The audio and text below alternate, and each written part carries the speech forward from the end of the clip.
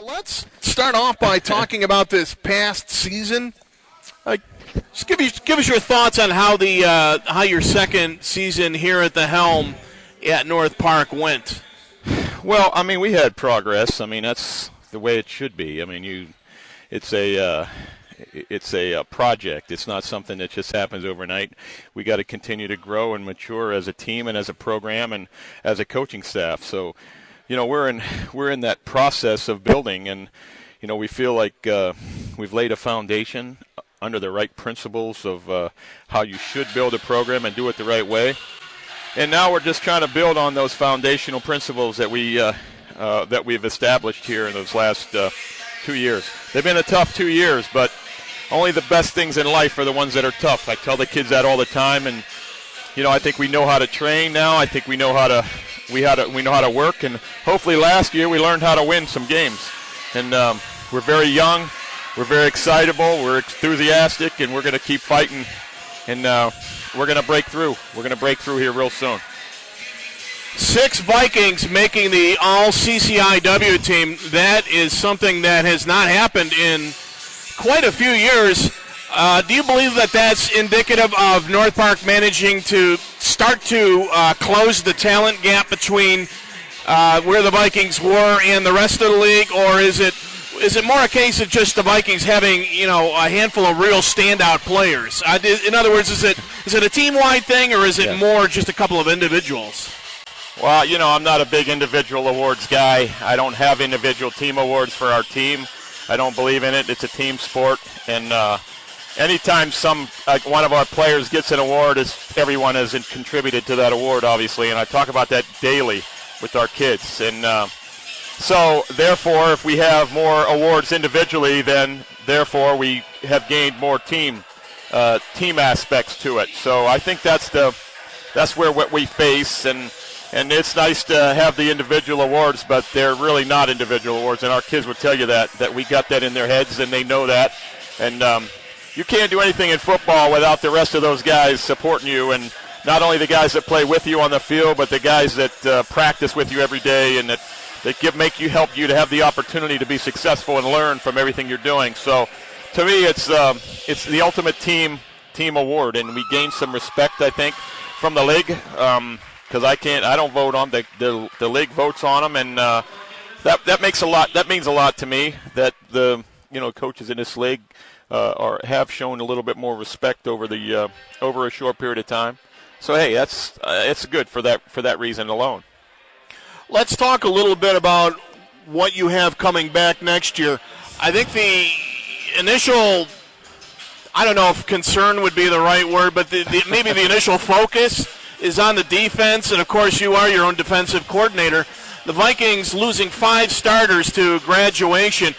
Do you see the program as at the point now where they're ready to fill in those spots, or are you going to have to go out and get certain people to fill certain positions, or where is the defense stand right now in terms of personnel going into next year? I think it's a little of both in that regard. I think we've got some developmental kids. I mean, we played a lot of young kids. We played a lot of freshmen. We had Sean Miava and Nick French, guys that are freshmen that played a lot last year and ended up doing really well. And they got they got baptized under fire in a lot of ways. Not only them, but we had 2 freshman corners that played every down for us. So we've got a lot. We had a very young team last year. And I know we lost a couple safeties that have been in this program now and have done a great job, but we really feel, with we've additioned some kids at mid-year that we think can help us defensively. We got some linebackers that are going to be seniors. We got with Brendan Dull and Joe Butts, our seniors coming back. Sean Mayavas coming back at locker. We've got some very exciting young guys, Matt DeFecchio and we're going to move him probably to a safety position. And we got Nick, like I said, Nick French is coming back, and there's some guys that at corner we've been developing. And, you'd like to have guys that you develop be ready to step in, and they're going to do that. But we also got to challenge them by bringing in some guys that are going to challenge those guys. And I don't care if they're freshmen or not. I don't care where they come from or what year they are. They're going to have to compete, and they're going to have to do some things to to get on the field. And, we always talk about iron sharpens iron, and our kids are going to practice to support each other and practice and compete with each other on the practice field, and hopefully have a chance to compete with each other on the game field when we get to the game. So I feel good about the growth of our young guys to be able to step in, and I also feel good about the guys we're recruiting right now and the guys we have recruited mid-year to come in and help us some on defense.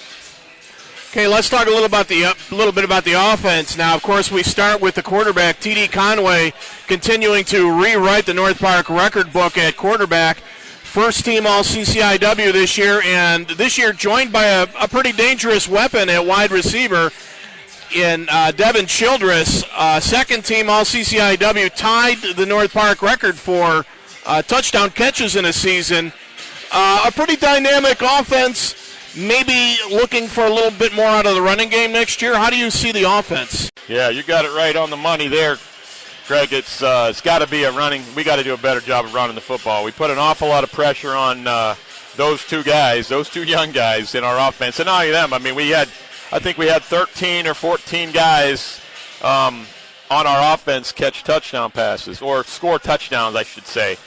We had 20-some guys catch passes in our system. So we got contributions from everybody, not just Devin. There's been a lot of really good support for TD in the passing game, but we think that the most important thing for us is to be able to run the football better, and we're addressing those situations by recruiting, and we're addressing those situations by our offensive line and system. You got to be able to get those big plays, and they happen because you can run the ball.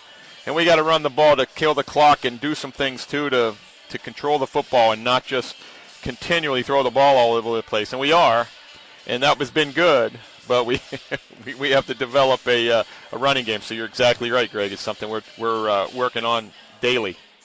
Talking about that offensive line seems like a logical transition to talk about some of those frequent flyer miles that you've been accumulating recently. Let's talk about your trip to Samoa this past month. Tell us a little bit about what's going on in terms of the Samoan angle with North Park football. Yeah, well, we might as well talk about it. It's not a secret or anything.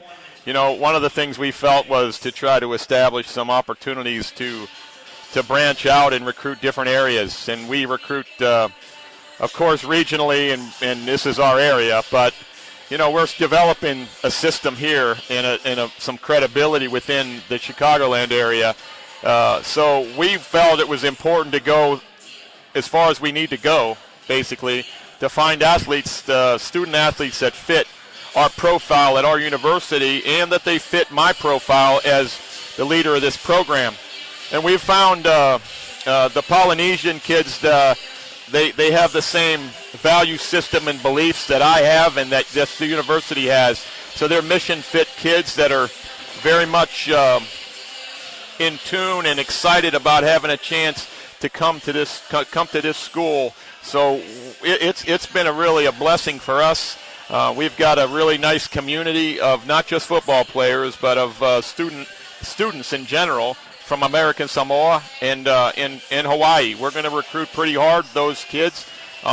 Not many people recruit those kids. It's not easy, but like we say all the time, we got to do the things that aren't easy, and we got to find a way, and we got to hunt and not fish, and we got to do some things that make it happen. But these kids, they have the same value system and beliefs that I have and that we have as a university. One is their faith in God is the most important thing. Their family is important, and the future of the young people. And that's why I recruit, and that's who I look for, and that's part of my philosophy and my sales pitch, if you want to say it, to families and kids that I recruit, no matter where they come from. So it's a good fit. The kids are doing well in school. They're thankful and happy and comfortable, and I just love them. I just think that God has allowed us to, and they're mission fit kids, God has allowed us to put these kids in our lives, and amazing thing. It's been an amazing thing for me, Greg, and I'm blessed by having the opportunity to really have a chance to recruit these kids and their families.